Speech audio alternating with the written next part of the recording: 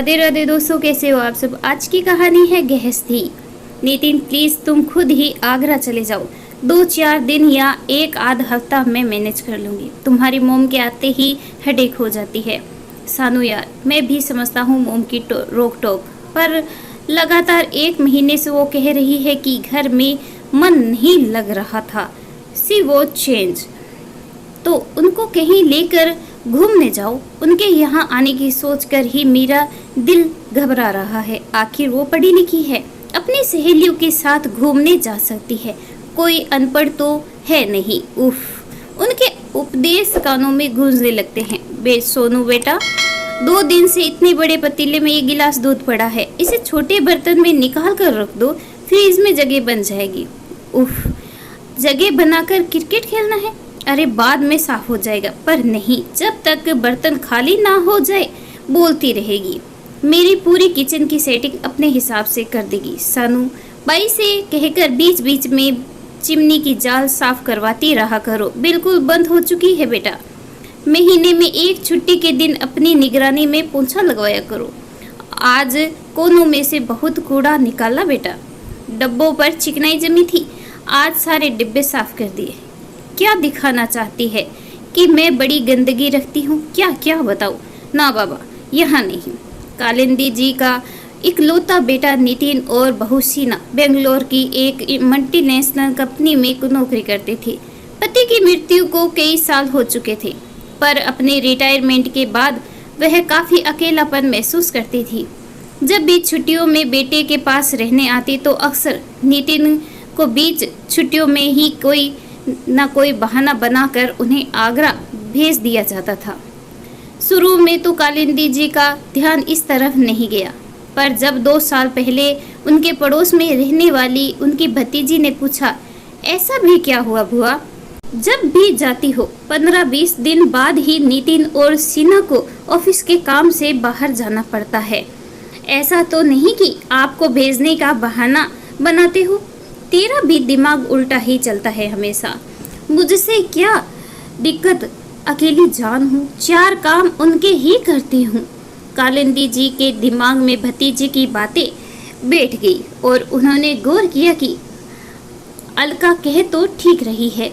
उनका तो ध्यान ही नहीं गया कि पिछली कई मौकों पर नितिन ने इसी तरह रवाना किया है। बस इस बार उन्होंने जांचने की ठान ली। अलका, सच में मैंने गौर किया कि तुम्हारी बातें सच है। कैसे पता करूं? अरे बुआ, ऐसी परेशानी की बात नहीं है, बस इतना पता करो कि उन्हें आपकी कौन सी बात अच्छी नहीं लगती। उन्हें नहीं, केवल सीना को। अब ये तो खुद आपको करना पड़ेगा, क्योंकि अगर मैं नितिन को कुछ कहूँगी तो हाँ, तो क्यों बुरी बनती है?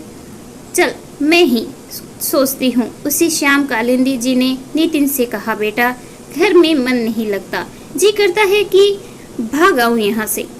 कई दिन से मीना भी काम पर नहीं आ रही। उसके भाई का विवाह है, कुछ टाइम तो घर के काम करने में कट जाता है। फिर मॉम, किताबें पढ़ा करो, अपनी सहेली के साथ मूवी देखने चली जाया करो, अलका के यहाँ चली जाया करो या उन्हें बुला लो। आप ऐसा क्यों नहीं करती कि 1-2 दिन मामा जी के यहाँ चली जाओ? कालिंदी जी के मन को गहरी ठेस पहुंची कि बेटे ने झूठ से भी नहीं कहा, मोम सामान पैक करो, मैं आपको ले आ रहा हूँ। 1000 तरकीबें गिनवा दी अपने को बिजी रखने के, पर उन्हें तो पता करना था कि प्रॉब्लम कहाँ है। इसीलिए 1-2 दिन बाद फिर बात दोहरा दी। नितिन ने उसी तरह माँ को बहकाने फुसलाने वाली बात की और फोन करके हाल चाल पूछने की जिम्मेदारी पूरी कर दी। अलका रोहन जी से कहकर मेरी टिकट बुक करवा दे। मेरे हिसाब से तो भुआ इस तरह बिना बताए मत जाओ। अरे बेटा, ऐसा भी क्या कि अपने बच्चों के पास जाने के लिए इतनी औपचारिकता? माना कि जनरेशन गैप के कारण मतों में भेद आ गया है, पर मन में भेद नहीं आना चाहिए। और अगले ही इतवार सुबह 10 बजे वह बेंगलोर रेलवे स्टेशन पर उतर गई। उन्हें पता था कि सीना इतवार को 9:30 बजे तक उठती है। आज उन्होंने जानबूझकर बहू को फ़ोन किया, क्योंकि वह जानती थी कि नितिन इस समय फ़ोन नहीं उठाएगा। सानू, बहुत दिन बाद तुम्हारी आवाज सुनी। उठ गई, मैं रेलवे स्टेशन पर हूँ। नितिन तो देर लगाएगा, टैक्सी से पहुँच रही हूँ। चल पहुँचकर मिलते हैं। एक ही झटके में अपनी बात कहकर उन्होंने फोन रख दिया। कालिंदी जी के दिमाग में वह दृश्य घूमने लगे जो उनके फोन रखने के बाद सीना और नितिन के घर में तरासे गए होंगे। दरवाजा नितिन ने खोला। सरप्राइज मोम, आपने बताया भी नहीं। कालिंदी जी का मन किया कि कह दे, तुम्हें फिर से ऑफिस के काम से बाहर जाना पड़ सकता था, पर उन्होंने अपने विचारों और वाणी पर नियंत्रण करते हुए खुद को सुधारा। कालिंदी जी, तुम इसी मतभेद को समझने और सुलझाने आई हो। हमारे ज़माने में दूसरी तरह से सोचते थे और आजकल के बच्चे अपने तरीके से सोचते हैं। सिर्फ विचारों का अंतर है। चाय के पश्चात कालिंदी जी बोली, सानू चलो आज तुम दोनों की छुट्टी है, लंच के लिए बाहर चलते हैं। तुम क्या कहती हो? Wow move, let's move. What, आप थक गई होंगी। वैसे हमारा तो बाहर जाने का प्रोग्राम था ही। अरे थकान कैसी, तुम दोनों को देखकर तो मुझे में दुगना जोश आ गया है। कालिंदी जी ने पूरा दिन नोटिस किया कि सीना और नितिन बिल्कुल सही हैं। उनके चेहरे पर किसी तरह की कोई परेशानी नहीं दिखी। कुल मिलाकर पहला दिन बहुत मज़ेदार गुजरा। अगले दिन नितिन और सीना ऑफिस जाने की तैयारी करने लगे तो कालिंदी जी ने बहू से कहा, बेटा तुम दोनों आराम से ऑफिस जाने की तैयारी करो। लंच में क्या बनाकर दूँ? तुम्हारे पास तो इतना टाइम ही नहीं कि नो मैटर मोम। ऐसा नहीं कि हम दोनों अपनी पसंद का खाना नहीं खाते। और आप क्यों बनाएगी? अभी आंटी आने वाली है, वो सब जानती है, बना लेगी।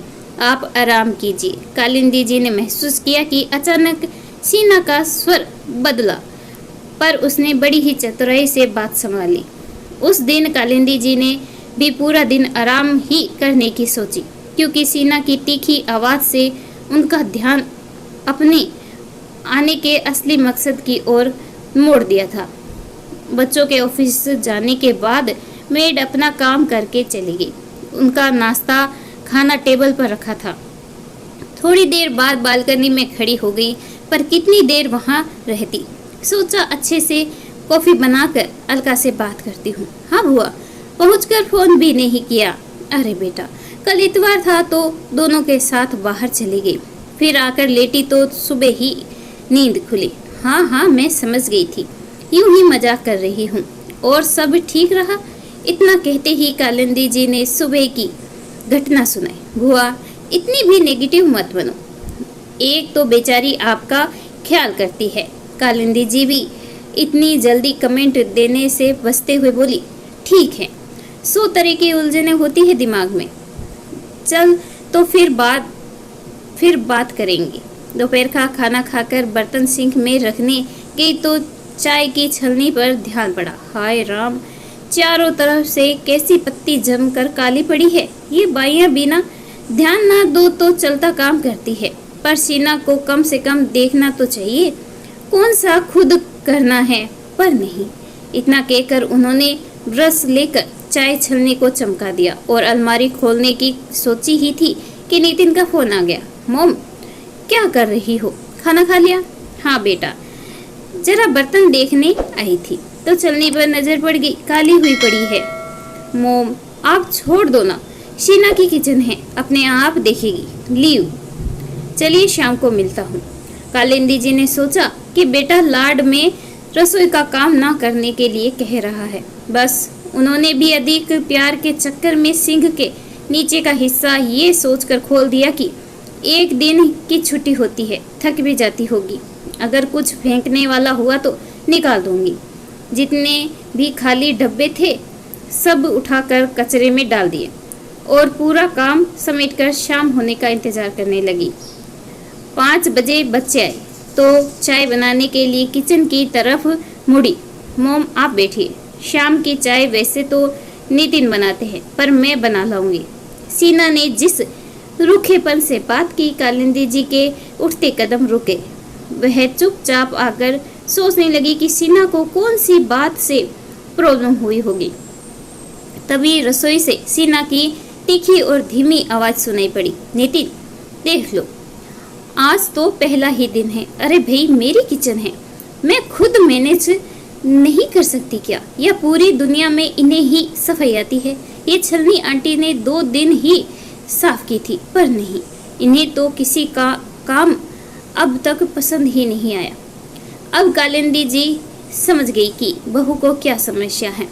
नितिन उनके सामने चाय का कप रख कर चला गया।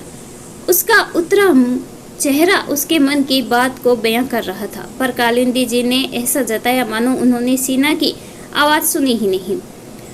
अब उनके सामने पूरी बात साफ हो चुकी थी। हाँ, उन्होंने प्रण कर लिया कि वह बहू की गृहस्थी में किसी तरह की रोक टोक नहीं करेगी। वो कैसे रहना चाहती है, कैसे खर्च करना चाहती है, अपने घर को कैसे चलाना चाहती है, उसके बाद उन्होंने किसी भी प्रकार की हिदायत देनी बंद कर दी। इस बार कालिंदी जी पूरे 2 महीने बहू बेटे के पास रही और दोनों को ऑफिस के काम से बाहर जाने की जरूरत भी नहीं पड़ी। बस जाने से पहले दिन उन्होंने बहू से कहा, सानू, कोई भी बात मन में आए तो वादा करो कि मन में नहीं रखोगी। घरों में परिवारों के सदस्यों के बीच मतभेद स्वाभाविक है, पर जब हम एक दूसरों के मतों को सम्मान देना छोड़ देते हैं तो मन में भेद बढ़ जाते हैं, जो बिल्कुल भी सही नहीं है। परिवार बिखर जाते हैं। सॉरी मॉम, मैं समझ गई कि आपका इशारा किधर है। आपने एकदम से किनारा करके मुझे सब कुछ सिखा दिया। साल भर में ही सही, पर आपके अनुभवी और अकेलेपन की खुशबू इस घर के कोने कोने पर एक छाप छोड़ जाती थी, जिसकी कमी।